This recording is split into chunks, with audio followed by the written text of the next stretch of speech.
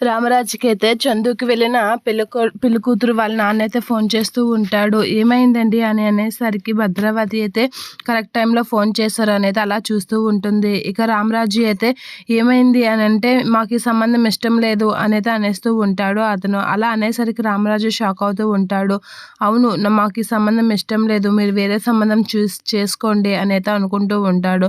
అలా అనేసరికి ఒకసారిగా రామరాజు అయితే షాక్ అయ్యి అదేంటండి, మేము ముందే మాట్లాడాం కదా, అన్ని విషయాలు మాట్లాడే వచ్చాం కదా, మళ్ళీ ఇప్పుడు వద్దంటారేంటి అనేది అంటూ ఉంటాడు రామరాజు. ఆ వెనకే ఉండి భద్రావతి అయితే నవ్వుకుంటూ ఉంటుంది. మీ ఇద్దరు అబ్బాయిలు ప్రేమించి పెళ్లి చేసుకున్నారని చెప్పారు కానీ లేచిపోయి పెళ్లి చేసుకున్నారని చెప్పలేదు కదా.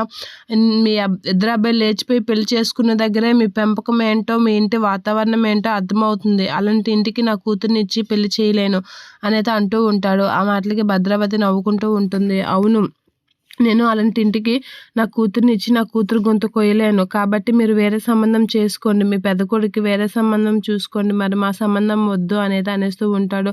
అది కాదండి అని చెప్పి రామరాజు ఎన్నైనా సరే మరి ఏం నాకు చెప్పకండి అనేది అనేస్తూ ఉంటాడు రామరాజుతో అతను. అది కాదండి అని ఎంత రిక్వెస్ట్ చేయడానికి రామరాజు ట్రై చేసినా అతనైతే ఫోన్ కట్ చేస్తూ ఉంటాడు. అది వినగానే రామరాజు ఒకసారిగా షాక్ అవుతూ ఉంటాడు.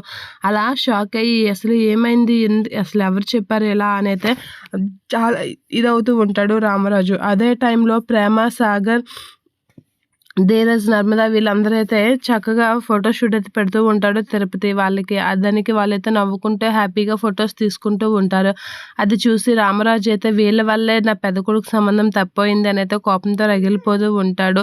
వీళ్ళు ఇలా ప్రేమించి పెళ్లి చేసుకోవడం వల్లే పెద్దోడికి ఇప్పుడు ఇన్ని కష్టాలు అని చెప్పి అనుకుంటూ ఉంటాడు. అలా అనుకుని కోపంతో రగిలిపోతూ ఉంటాడు. ఇక వీళ్ళైతే ఫోటోషూట్కి అయితే రెడీ అవుతూ ఉంటాడు. రామరాజు అయితే కోపంతో రగిలిపోతూ ఉంటాడు వాళ్ళపై.